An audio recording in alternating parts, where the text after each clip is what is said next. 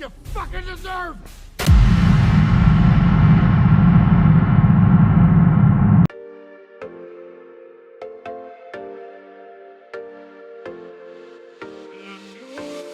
Halo sahabat, kita berjumpa dalam channel Spektras yang akan menghibur Anda semua yang saat ini sedang galau karena ditinggal pas sayang-sayangnya. Hahaha.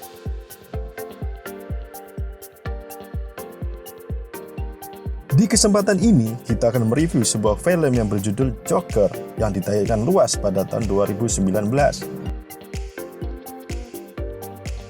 Film ini mendapatkan rating luar biasa kala itu, yakni 9 dari 10 versi IMDb. Luar biasa sekali, bukan? Adalah Todd Phillips sebagai sutradara, penulis naskah, sekaligus produsernya.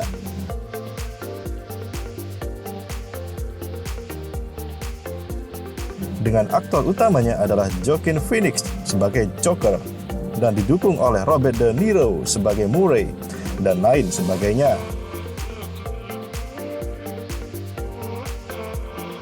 Berceritakan tentang seorang pria yang menderita mental illness atau bahasa gaulnya adalah cacat mental, di mana dia juga tidak bisa menahan keinginannya untuk tertawa sebahak-bahaknya. Dalam keadaan sedih, cemas, ataupun marah, Joker tidak bisa menahan tawanya. Kondisi kejiwaan Joker ini disebut dengan pseudobulbar affect atau PBA, yang merupakan istilah penyakit mental terkait gangguan emosi. Masalahnya, jika penyakit ini kambuh di suasana yang tidak sepantasnya. Namun, tidak semua orang bisa memahami penyakit semacam ini. Disinilah terjadi konflik yang luar biasa hingga mengakibatkan terbunuhnya sejumlah orang. Yuk, sebelum Anda semakin galau, siapkan kopi, siapkan kacang, dan siapkan tabungan Anda untuk membayar angsuran. And let's go! Audio Jungle. Audio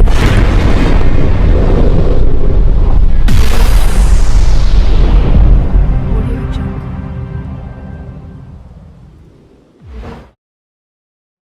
Adegan awal ditujukan oleh seorang pria yang sedang merias wajahnya di hadapan cermin, yang berupaya untuk selalu tersenyum. Ya, inilah aktor utamanya, adalah Arthur Fleck yang bekerja sebagai seorang badut di kantor hahaha.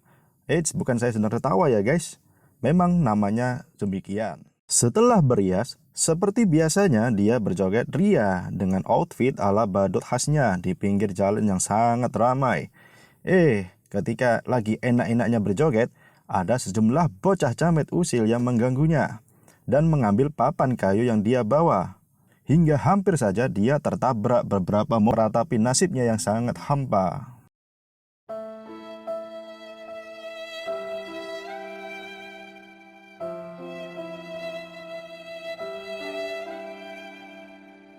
Next, si Joker memiliki dokter pribadi yang bernama Dr. Sally, yang tahu persis keadaan mental illness yang diidapnya. Dengan tertawa yang tak bisa tertahan, Joker menceritakan keluhannya terhadap dunia yang semakin gila dan tidak adil kepada dokter tersebut. Dokter meminta buku harian yang ditulis oleh Joker, dan saat membacanya, betapa kagetnya dokter ketika menemukan kalimat, "Semoga kematianku memberiku lebih banyak uang daripada hidupku." Nah, dari situ bisa disimpulkan bahwa sebenarnya Joker sudah lelah untuk mengarungi hidup ini, dan sepertinya ia cenderung untuk mengakhiri. Sesampainya di rumah, si Joker tinggal bersama ibunya. Sambil menonton film, si ibu komplain bahwa Bapak Wali Kota bernama Thomas Wayne pasti tidak menerima suratnya. Siapakah Thomas Wayne? Dan kenapa si ibu selalu mengirimi surat kepada si Bapak Wali Kota? Di dalam rumah, mereka berdua menonton talk show yang dibawa oleh Murray Franklin.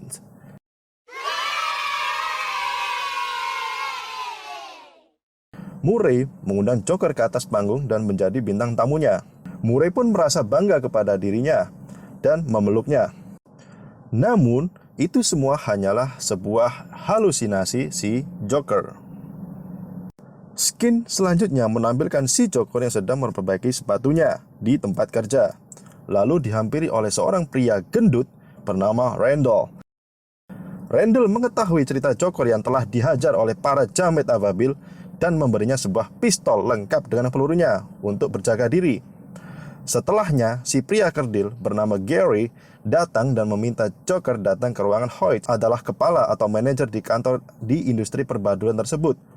Di dalam sana, sang bos mengkritik si Joker atas kerjanya. Dalam perjalanan balik pulang, Joker berpapasan dengan seorang janda bunga desa yang tinggal segedung apartemen dengan dirinya. Janda tersebut bernama Sophie Drummond beserta anaknya di dalam lift. Mereka pun berkenalan dan mengobrol sesaat. Ketika sampai di dalam rumah, Joker sempat menari sambil berimajinasi lagi dan tak sengaja menembakkan pistol yang ia pegang. Esoknya, Joker sepertinya tertarik dan membuntuti mama muda yang ia temui kemarin. Joker singgah di salah satu kafe yang saat itu sedang ada stand-up komedian didikan Raditya Dika. Joker tak bisa menahan tertawanya dan menulis materi yang si komedian ujarkan sebagai bahan lawakannya nanti. Si mama muda ternyata mengetahui bahwa Joker membuntutinya tadi pagi. Dengan penuh rasa kecewa, Joker pulang dengan naik kereta. Di dalam gerbong, dia melihat seorang gadis cantik yang sedang diganggu dan digodai oleh para jamet TikTok. Para jamet menganggapnya sebagai suatu hinaan dan mulai mengganggunya. Para jamet tidak tahu bahwa Joker memiliki kondisi penyakit khusus. Mereka langsung menghajar Joker dengan semangat. Kali ini Joker bisa melawan dengan menembakkan pistol yang ia pegang, hingga pelurunya habis. Ketika pria ini pun tewas tertembak secara brutal di tangan Joker. Joker kabur dan sempat berimajinasi lagi sambil berjoget di salah satu sudut toilet umum. Sampai di apartemen, Joker mampir ngopi dulu ke rumah mama muda dan langsung nyosor saja.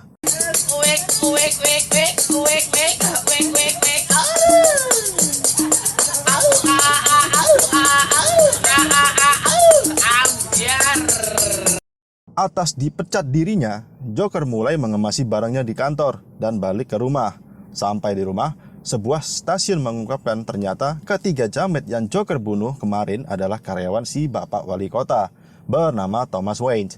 Bapak Wali Kota menyindir pembunuh tersebut adalah seorang pengecut yang bersembunyi di balik topeng badut.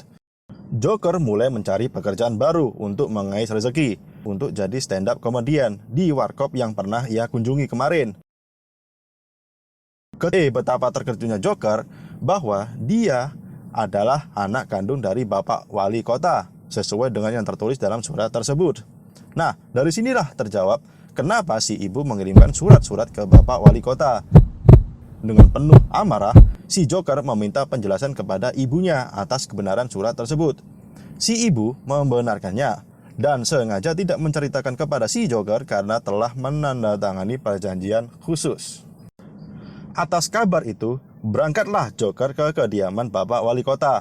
Di sana, dia bertemu anak kandung Pak Wali Kota yang lain bernama Bruce. Namun, di depan pagar dia diusir oleh penjaga pribadi Bruce. Kepada penjaga, dia bercerita bahwa Joker adalah anak kandung juga dari Bapak Wali Kota. Namun, sang penjaga tidak mau mengakuinya dan berkata bahwa ibu Joker adalah seorang delusional dan gila.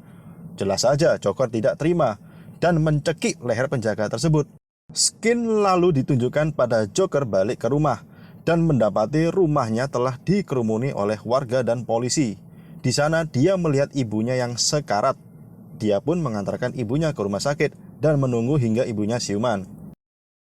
Selanjutnya, dia didatangi oleh dua orang detektif dan menginterogasi dirinya atas kejadian pembunuh 3 jamet lalu dan kepemilikan senjata api yang dimiliki Joker. Joker lantas berbohong tuh bahwa dia tidak membunuh dan berkilah bahwa pistol itu hanya mainan. Terlihat sangat jelas kesenjangan sosial sangat besar antara si kaya dan si miskin. Di antara kerumunan, Joker menyelinap masuk ke gedung bioskop. Dia menyamar sebagai pelayan dengan tujuan menemui Pak Wali Kota. Setelah bertemu, Joker bilang, "Hai Pak Wali Kota, aku ini anakmu." Tapi jawaban Thomas sangat mengejutkan, bahwa Joker bukan anaknya, dia hanyalah anak adopsi dari ibunya. ibunya yang delusional, ibunya yang pernah dirawat di rumah sakit jiwa.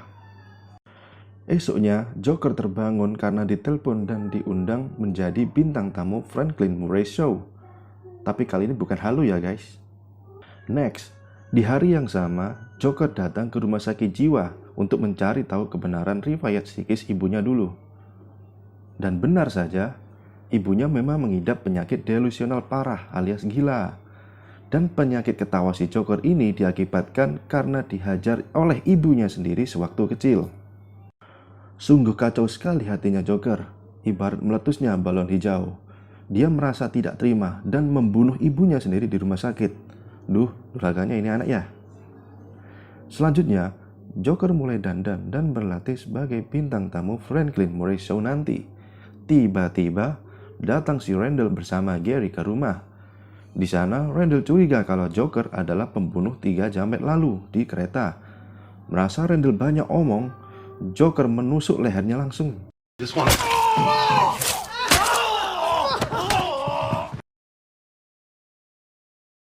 Namun, Gary dibiarkan keluar rumah.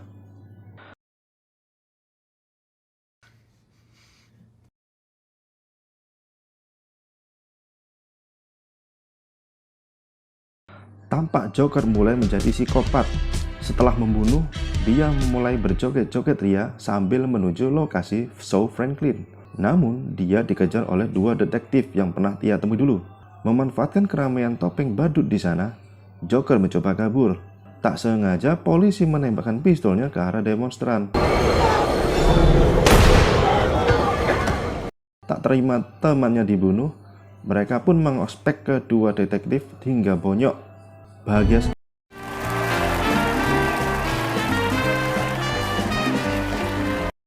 Ketika live dalam Murray Show, Joker mengaku bahwa dia telah membunuh 3 jamet. Joker juga tidak suka kepada Murray karena telah mengejeknya. Dengan pistol yang ia bawa, Joker menembak tepat di kepala Murray. Polisi pun menangkap dan membawanya ke kantor polisi. Namun, penembakan tadi disaksikan massal secara live hingga muncul kerusuhan di mana-mana. Hingga tiba-tiba suatu mobil ambulans sengaja menabrakkan diri ke mobil polisi yang ditumpangi Joker. Lalu para demonstran menyelamatkan si Joker. Sungguh kacau sekali kota Gotham saat itu. Adegan lain menampilkan ada satu demonstran yang juga membunuh Pak Wali Kota beserta istrinya di hadapan anaknya, si Bruce.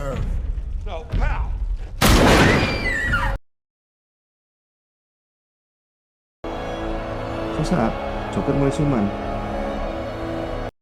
Para demonstran meneriakinya bak seorang pahlawan revolusioner. Dan film pun tamat dengan menampilkan si Bruce, si calon Batman nanti menyaksikan kematian kedua orang tuanya. Sungguh ending yang sangat memilukan ya guys. Nah, gimana nih menurut sahabat semua? Apakah si Joker ini layak disebut pahlawan revolusi atau tidak? Tulis pendapat kalian di kolom komentar ya. Oh iya, silakan request film juga untuk nanti kita nikmati. Semoga kalau kalian semua hilang ya, dan semoga hutang-hutangnya segera lunas. Semoga yang disayang-sayang bisa kembali lagi. Amin. Thanks for watching ya, and see you next video.